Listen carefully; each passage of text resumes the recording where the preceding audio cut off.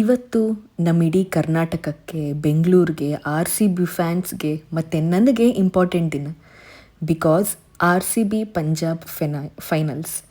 ನಾನು ಕ್ರಿಕೆಟ್ ನೋಡಲ್ಲ, ಬಟ್ ಈ IPL ಇಂದ ಕ್ರಿಕೆಟ್ ಮೇಲೆ ಇಂಟ್ರೆಸ್ಟ್ ಬಂತು. ಸೊ ಯಾವ ಮ್ಯಾಚು ಮಿಸ್ ಮಾಡಿಲ್ಲ.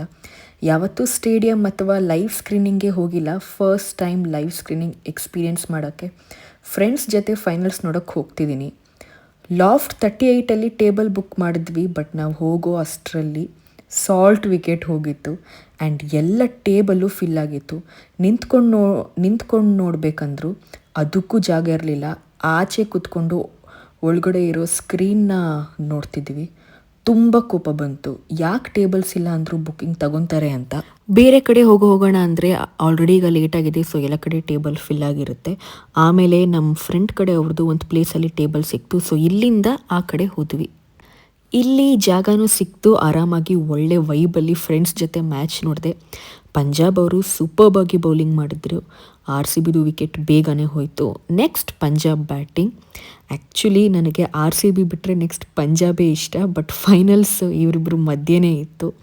First time broccoli pizza try ಮಾಡಿದೆ. It was M.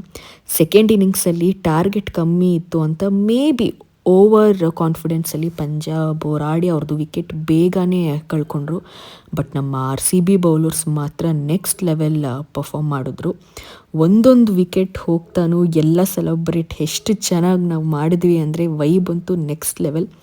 ಆಮೇಲೆ ಶಶಾಂಕ್ ಬಂದು ಬೆಂಕಿ ಬ್ಯಾಟಿಂಗ್ ಮಾಡ್ದ, ಮತ್ತೆ ಪಂಜಾಬ್ಗೆ ಹೋಪ್ಸ್ ಕೊಟ್ಟ. But finally R C B ಗೆದ್ದು. ಕೊಹ್ಲಿ ಕಣ್ಣಲ್ಲಿ ನೀರು ನೋಡಿ ನನಗೆ ಅಳು ಬಂತು. ಎಲ್ಲರೂ ಫುಲ್ ಡ್ಯಾನ್ಸ್ ಮಾಡಿ ಸೆಲೆಬ್ರೇಟ್ ಮಾಡಿದ್ವಿ. ಆನ್ ದ ವೇ ಮನೆಗೆ ಹೋಗ್ತಾ ರೋಡಲ್ಲಿ ಜನರು ಸೆಲೆಬ್ರೇಷನ್ ಅಂತೂ superb. Uncle, aunty, boys, girls, ಮಕ್ಕಳು ಎಲ್ಲರೂ ಕೂಡ ಕುಣಿತಿದ್ರು. ನಾನು ಆರ್ ಸಿ ಬಿ ಅಂತ ಅವ್ರ ಜೊತೆ ಕಿರಿಚ್ತಿದ್ದೆ.